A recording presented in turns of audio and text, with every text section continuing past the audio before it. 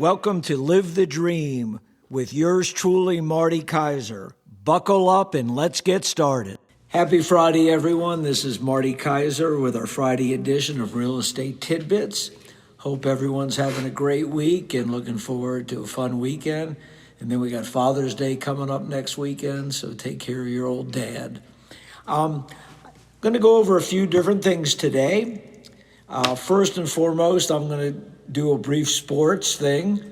As you probably know, for those of you that are basketball fans, the NBA championship series started this past Wednesday.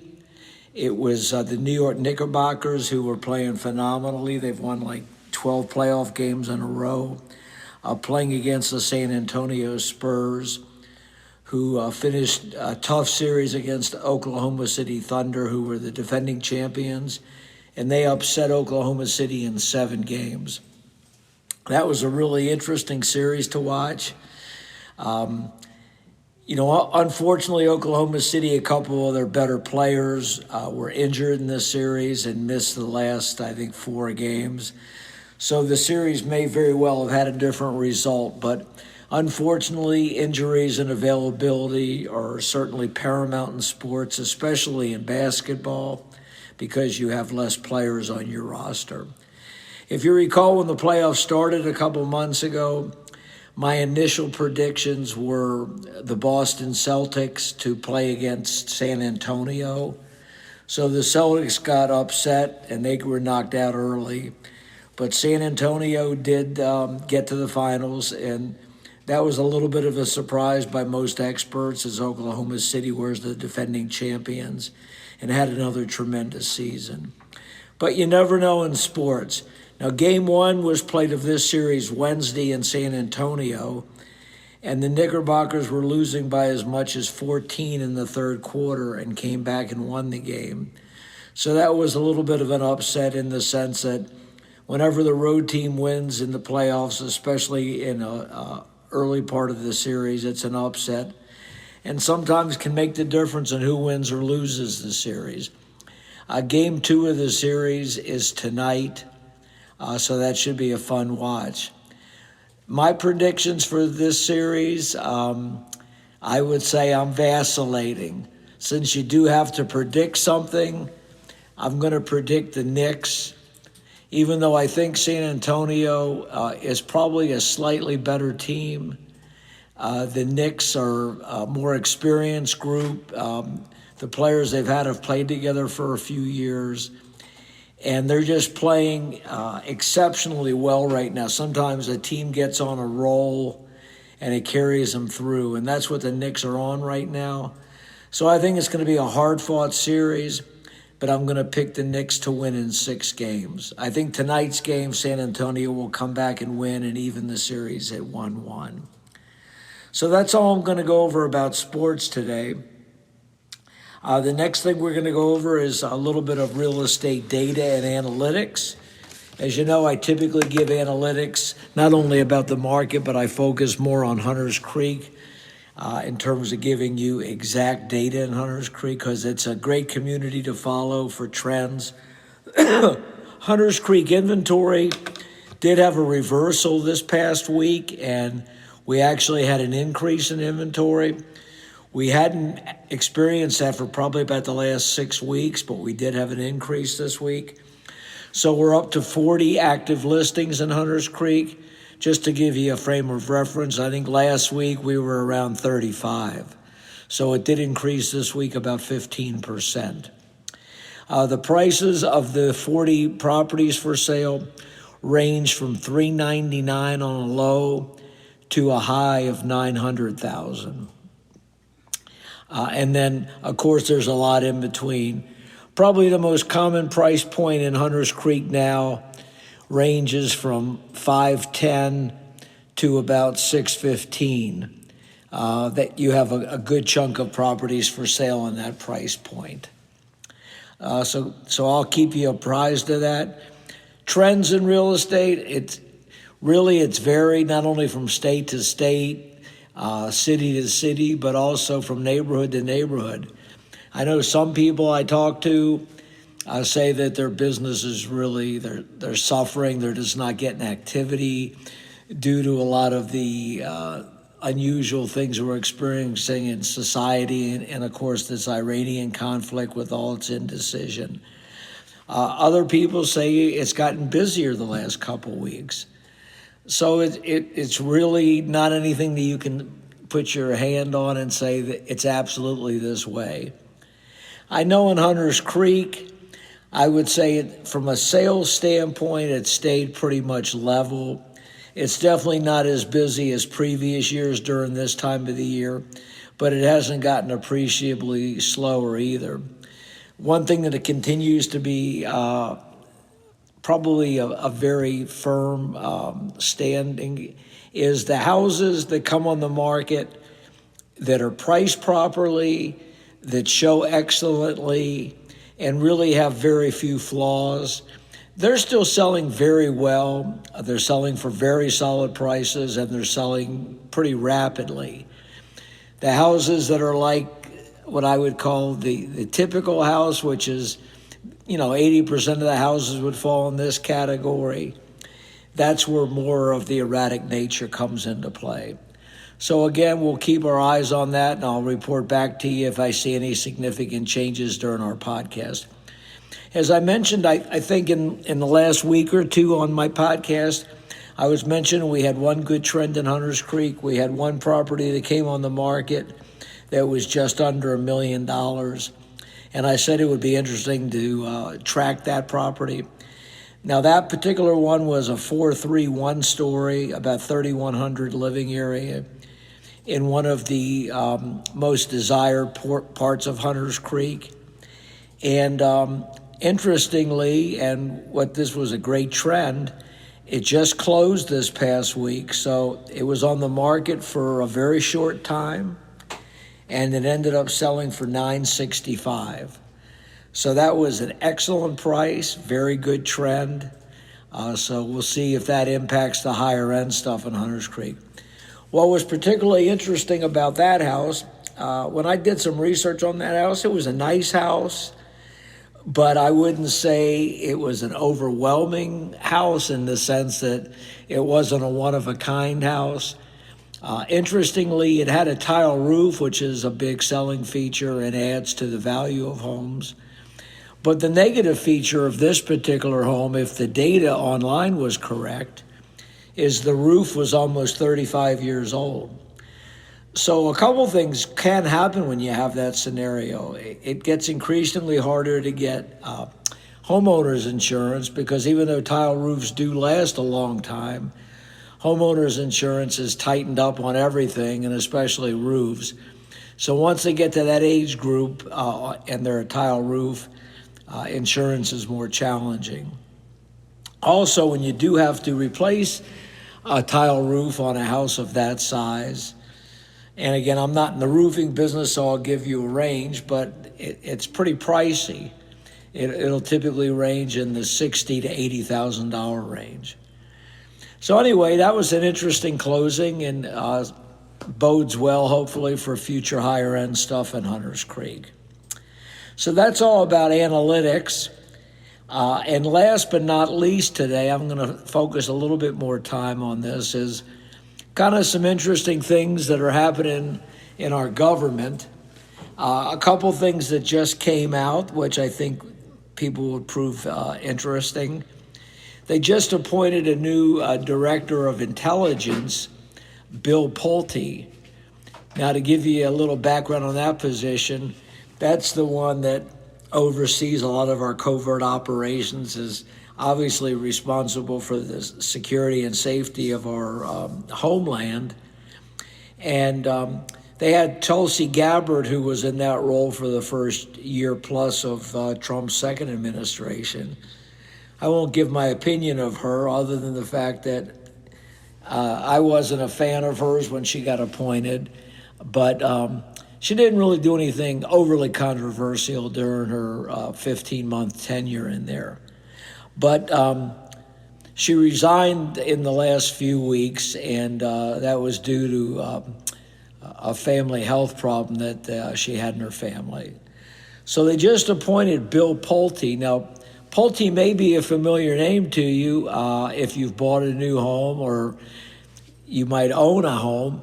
Pulte's one of the big national builders, and they do a lot of building in Central Florida and Orlando. And they still build new. You'll see their homes in Lake Nona. They build a lot of homes in 55 and over communities. And they're really throughout Central Florida. And overall, I think I could say that they have a pretty good reputation, and they've consistently done a lot of business. And so Bill Pulte has a real estate background. He and his family obviously are the founders of Pulte Homes. Well, he was appointed as the head of FHA, which is the Federal Housing Authority. And so again, he didn't really do anything overly controversial during his tenure there. There was some different opinions as to his appointment, but I'm not going to go into that because he does have an extensive real estate background. So I can't say that he's not pretty familiar with the goings and comings of the real estate industry and some of the challenges that we face in the United States. But going into the Director of National Intelligence, from what I can tell, and I'm pretty confident in saying this, he's grossly unqualified. And his moral compass leaves a lot to be desired, too, from his time in the government, because he's been credited with revealing mortgage information about people that were on Trump's hit list and trying to use the mortgage information to go ahead and prosecute and what I call out these people. Supposedly a couple of elected officials that Trump wanted punished, they claim that they got their mortgages under false pretenses. That seems like, from what I've researched, a wide stretch, but whether it is or it isn't, that information, A, is supposed to be confidential because your financial information is confidential. B, it doesn't rise to the level of somebody that should go to jail if they said they were using the home as a second home when they were really using it as an investment property. And C, the person that released that information was using confidential information to punish people. And he got that information only because he was the head of the Federal Housing Authority. So very troubling to me. So two things with that. Number one, what type of moral compass does this person have, because he's running our intelligence community? But more importantly, he's never had a job in any related field to do with national security or even in private industry. He's totally unqualified. The question is, why did Trump put him in there? Well, the theory is that he's going to be kind of like a hatchet man for Trump. Whatever Trump tells him to do to go after people that Trump wants punished in some fashion, Pulte's going to try to make life miserable for him. His confirmation hearings should be interesting, to say the least. But, unfortunately, our government over the past less than a year and a half now, during the second administration of President Trump, has been used to weaponize. And a lot of people that they've appointed just have been grossly underqualified. A lot of times they don't have any background in the field that they're heading. Like Robert Kennedy, trying to be a big anti-vaccine person. And, from the readings that you have, we're going to be totally unprepared if we have any type of major health epidemic. Right now they're concerned about Ebola that's confined to Africa. But let's say something spreads that has some parallels to what we experienced during COVID 6 years ago. Well, again, regardless of whether you think COVID was handled well or poorly, we had over 1 million people die from it. And if we didn't have the vaccine, we would have had far more than 1 million people die from it. So I would consider that a pretty major health crisis. People tend to forget, what we all lived through during that, but it was quite alarming. And, a lot of our hospitals in major cities during the peak of COVID couldn't accommodate people. So it was just not a favorable situation. And you don't have to agree with somebody's philosophies, but one thing that hopefully you should be able to agree on is that the person has the requisite background to run that agency. Just like Pete Hegseth, who's our Secretary of Defense, he's an embarrassment to the country. Now it's come out recently that he's vetoed a lot of appointments, basically due to ethnic backgrounds or possibly if they're females, because he's definitely shown huge biases against protected classes. They've also come out with things where he's used government funds to pay for himself and subordinates to go to strip clubs and different things. It just makes you scratch your head. The only thing I can say is we're living through interesting times, but I don't think we've ever had such a reckless use of our government. And then, of course, with our conflict in Iran, whether you think it was justified or not, as I've mentioned before, the results don't seem great. The Strait of Hormuz with future oil access may be an ongoing problem now due to some things that we've kind of stirred the pot on. And we've spent hundreds of billions of dollars with this, but yet our insurance prices keep going up. Basic health insurance is going up. Medicare premiums are going up.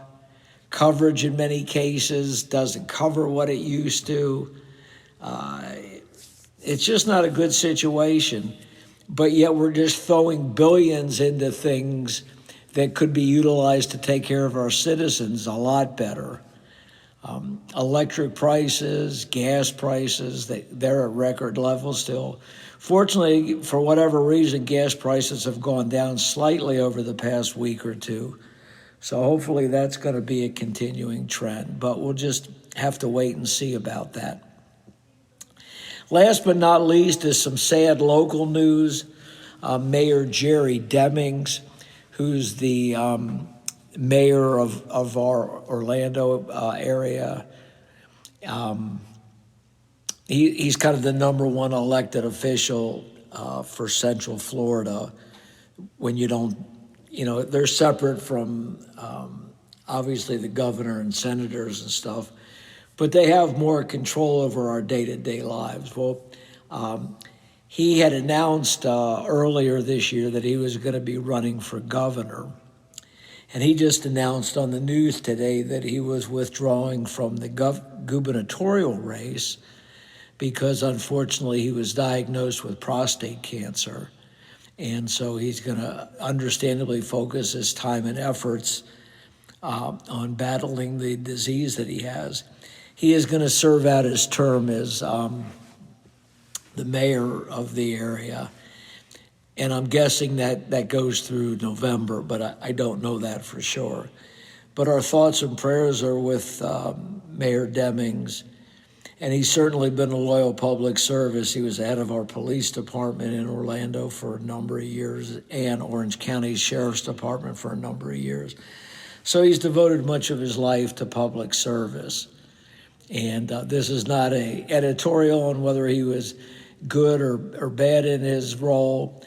I happen to think over the past few years he's done a very admirable job because he's tried to maintain his independence and not got intimidated by our president, who's had kind of extreme positions when you don't agree with his position, just like how the ICE contradictions and what the local sheriff's department has to do or not do.